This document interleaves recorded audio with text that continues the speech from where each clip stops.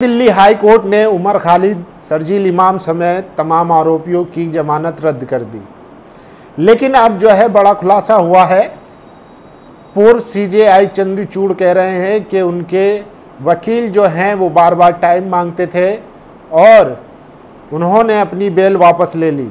ठीक है, मान लिया, लेकिन किसको बेवकूफ़ बना रहे हैं आप? जब जो बेंच है जो केस की सुनवाई कर रही है, जब पता है हमें ऑलरेडी कि फैसला उनके खिलाफ ही आना है, फैसला पहले से ही लिखा हुआ है, तो और क्या करेगा आदमी?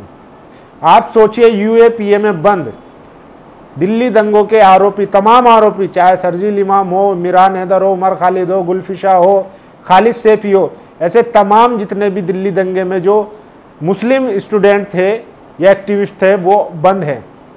आप समझिए, यूएपीए की कुछ धारा ऐसी है कि उनकी सजा ऑलरेडी खत्म हो चुकी है, यानी कि 5 से 6 साल का प्रावधान है कुछ धाराओं के तहत, लेकिन अभी तक उनका ट्रायल शुरू नहीं हुआ। तो अब क्या इस पर क्या कहेंगे जज साहब? लेकिन जज साहब को तो आकर सफाई देनी है। जब वो अपने उस पर बैठे थे पद पर, जहां से उन्हें न्याय करना था, जहां से उन्हें संविधान बचाना था, जहां से उन्हें मिसाल कायम करनी थी, जहां से कानून का इकबाल कायम करना था, जुडिशियरी की विश्वसनीयता तय करनी थी, तब तो रहते इन्होंने कुछ करा नहीं। अब आकर जो है वो ज्ञान दे रहे हैं। इसके अलावा देखिए, गोदी मीडिया भले ही उमर खालिद को लेकर कितना ही प्रोपेगेंडा करे, लेकिन दुनिया देख रही है। न्यूयॉर्क टाइम्स ने उनको प्रिंस ऑफ डिसेंट बोला है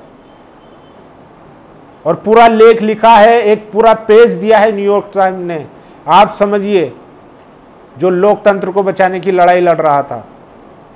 तो इस देश में लोग वोट चोरी की बचाने की बात कर रहे हैं, लेकिन यहां पर तो जिंदगियां चोरी हो रही है। कितने मुस्लिम नौजवानों को जेलों में सड़ाया जा रहा है। ये तो वो आरोपी हैं जिनका अभी तक ट्रायल शुरू नहीं हुआ, लेकिन 5-6 साल इनको जेल में बंद हो गए। अरे ट्रायल तो शुरू करिए, कम से कम पता तो चले कि वो आरोपी जो है उसने गुनाह किया है या नहीं किया है, उसके बाद तो सजा मिलेगी। लेकिन यहां पहले ही सजा दे दी गई है 5-5 साल की।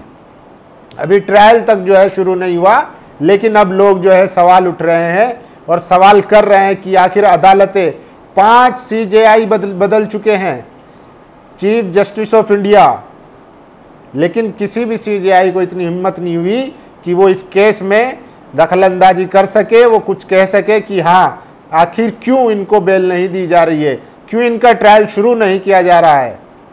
जहां एक तरफ सुप्रीम कोर्ट कहता है बेल नियम है और जेल अपवाद है, वहीं अगर मुसलमान है तो उसको इस तरीके से जेल में सड़ाया जाता है और तमाम मीडिया, लोकतंत्र और तमाम मशीनरी जो है खामोश है और लोग वोट चोरी की बात कर रहे हैं। यहाँ पर छात्रों का जो है फ्यूचर चुराया जा रहा है। देखिए, मैं बताता हूँ आपको, डॉक्टर मुकेश कुमार है, उन्होंने वीडियो क्लिप ट्वीट किया है। वाह चंद्रचूड़ जी वाह, आपका भोलापन गजब है। मगर जो लोग चीफ जस्टिस की भूमिका जानते हैं और ये भी देख रहे हैं कि अक्सर बेंच से ही तय होता है कि फैसला क्या आएगा, ये आपके शातिरपने को बखूबी समझ जाएंगे। आप दलील दे रहे हैं कि उमर खालिद को जमानत या इसलिए नहीं मिली क्योंकि उनके वकील बार बार समय मांगते थे। वे इसलिए मांगते थे कि उन्हें पता था कि जिन लोगों को आपने बेंच में रखा है वे खालिद को इंसाफ नहीं देंगे। सुप्रीम कोर्ट हो या हाई कोर्ट, सब जगह बेंच का गठन चीफ जस्टिस करते हैं और वही तय भी करते हैं कि खालिद को जमानत दी जानी है या नहीं। इसलिए ये पाखंड मत कीजिए, पूरा देश आपके पाखंडी चरित्र को जान चुका है। तो देखिए, यही वो चीफ जस्टिस है जो अब आकर सफाई दे रहे हैं। और ये देखिए, ये न्यूयॉर्क टाइम है, उसने अपना पूरा एक पेज दिया है उमर खालिद को। लिखा है 4 years in jail without trial, the prince of dissent in Modi India. तो मुसलमान होने की क्या सजा है वो आप देख सकते हैं। आज मोदी के भारत में किस तरीके से मुसलमानों को जेल में सड़ाया जा रहा है। बीबीसी की वरिष्ठ पत्रकार सर्वप्रिया सांगवान लिखती है, जमानत अर्जी खारिज करने जा रहे हो पर ट्रायल तो शुरू करो। 5 साल से ट्रायल शुरू नहीं हुआ है, कैसे पता चलेगा कोई गुनहगार है भी नहीं। पिछले 5 साल में 5 चीफ जस्टिस आ चुके हैं, क्या किसी को भी ये दिखाई नहीं देता कि ट्रायल नहीं शुरू हो रहा है और लोग जेल में बंद है। बात सिर्फ कुछ लोगों की नहीं है, ये सिस्टम की है। सर्वप्रिया सांगवान ने लिखा है। और देखिए लोग लिख रहे हैं, सवाल उठा रहे हैं। आज सभी की आज दिल्ली हाई कोर्ट में सुनवाई थी, लोग बेसब्री से इंतजार कर रहे थे। लंच खत्म होने के 15 मिनट बाद जजेस आए। मैडम साहिबा ठीक से बैठी तक नहीं थी कि सभी की जमानत याचिका खारिज कर दी, जमानत खारिज कर दी। तो जज ऑलरेडी पता होता है कि हमें क्या फैसला देना है, तो उसी हिसाब से चलता है। 15 मिनट में ना सुनवाई हुई, ना कुछ हुआ, आर्ग्यूमेंट सुनी और जो है उनको खारिज कर दिया गया। जहां अदालतों की चौखटों पर कुत्तों को कुछ ही दिनों के अंदर इंसाफ मिल जाता हो, वहां पर बेगुनाह मुसलमान युवा 5 साल से ज्यादा बिना ट्रायल जेलों में बंद है, उनकी जमानत नहीं होती है। वार है न्यायपालिका। कुत्तों को तो इंसाफ मिल जाता है 10 दिन में, लेकिन मुसलमानों को इंसाफ नहीं मिल रहा है। और देखिए ओवैसी ने सवाल उठाया 2020 के दिल्ली हिंसा यूएपीए मामले में बिना जमानत के जेल में 5-6 साल का समय बिताने वाले मुस्लिम कैदियों को कोर्ट कैसे नजरअंदाज कर सकता है। यूएपीए का जो है वो बार बार गलत इस्तेमाल होता है। और आप समझिए कि जब आप ट्रायल ही शुरू नहीं कर रहे, 5 साल हो चुके हैं, तो आदमी का पता कैसे लगेगा कि वो अपराधी है या नहीं है। ट्रायल तो शुरू करिए। और आप जमानत भी नहीं देते, जमानत भी जो है वो खारिज कर दे रहे हैं। 5 साल से जो है तमाम मुसलमानों को जेलों में सड़ा दिया जा रहा है। वहीं देखिए अगर आपका नाम दीपक सिंह है और खुले में आप धमकी देते हैं, ये दंगों की बात बता रहा हूँ, जिस दंगे के आरोप में ये तमाम मुस्लिम छात्र जो हैं वो जेलों में बंद है, उसी दंगे में जिनके एविडेंस है, वीडियो बनी हुई है बाकायदा दंगा भड़काते हुए, लेकिन ना तो उनका यूएपीए तो छोड़िए एफआईआर तक में नाम नहीं है। दीपक सिंह है, मौजपुर चौक पर इन्होंने कहा था कि ऐसे मतलब जब प्रोटेस्ट चल रहा था कि इस तरह, वो अल्फाज में इस्तेमाल नहीं कर सकता, कि इस तरह इनको देखने से बेहतर है कि मैं एक मर्द की तरह मर जाऊं।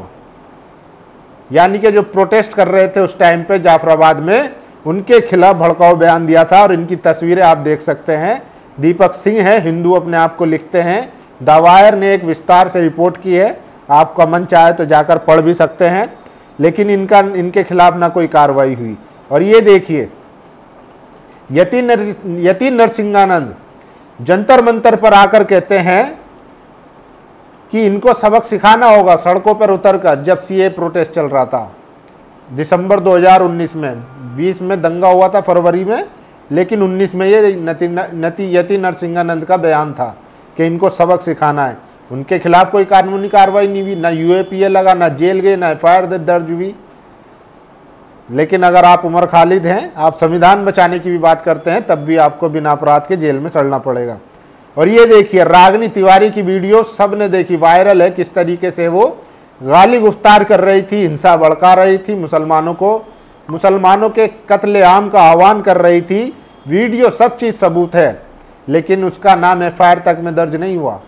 कपिल मिश्रा मौजपुर चौक पर जो है खुली धमकी देकर गए, जिसके बाद दंगे भड़के। आज दिल्ली सरकार में मंत्री बने हुए हैं।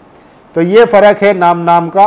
तो इसीलिए लोग कह रहे हैं कि अब जो है न्यायपालिका पर भी लोगों का विश्वास जो है कहीं ना कहीं घटता जा रहा है। जिस तरीके से वो खासकर मुस्लिम मामलों में जिस तरीके का रवैया अपनाया जा रहा है, वो कहीं ना कहीं इस संविधान के लिए, लोकतंत्र के लिए बहुत ही चिंता का विषय है। और पूर्व सीजेआई चंद्रचूड़ साहब कह रहे हैं कि उमर खालिद के जो लॉयर थे वो बार बार टाइम मांगते थे, समय मांगते थे, और उन्होंने फिर बाद में अपनी जो बेल थी वो वापस ले ली थी। और क्या करेगा आदमी जब सामने दिख रहा है कि जो बेंच है वो हमारे खिलाफ ही फैसला देगी, यानी कि वो फैसला ऑलरेडी लिख के लाई है, तो फिर उसके सामने क्या अर्जी लगाना। आप सीजेआई रह चुके हैं, सीजेआई रहते हुए आपको चाहिए था कि जो सुप्रीम कोर्ट ने कहा था कि जेल नियम है, जेल अपवाद है, बेल नियम है, उस पर कुछ काम करते, संज्ञान लेते, लेकिन नहीं करना है। अब जो है वो ज्ञान दे रहे बैठकर। तो ये बड़ी खबर थी। और बाकी आप लोगों को क्या लगता है, क्या जिस तरीके से जो मुस्लिम युवा है, शर्जील इमाम, मिरान हैदर, उमर खालिद, इनको जिस तरीके से जेल में सड़ाया जा रहा है, यूएपीए की कई धाराएं ऐसी हैं जिनके तहत जो सज़ा है वो कंप्लीट भी हो चुकी है, लेकिन अब तक ट्रायल शुरू नहीं हुआ। आप लोगों की क्या राय, अपनी राय जरूर दीजिए। शुक्रिया। नेशनल दस्तक की आपसे गुजारिश है कि अगर इसको बचाना चाहते हैं तो नेशनल दस्तक को सब्सक्राइब करने के लिए रेड कलर के सब्सक्राइब बटन को दबाएं, फिर बेल आइकन की घंटी दबाएं। नेशनल दस्तक को बचाने के लिए बहुत जरूरी है कि हर खबर को शेयर करें, लाइक करें, कमेंट जरूर करें।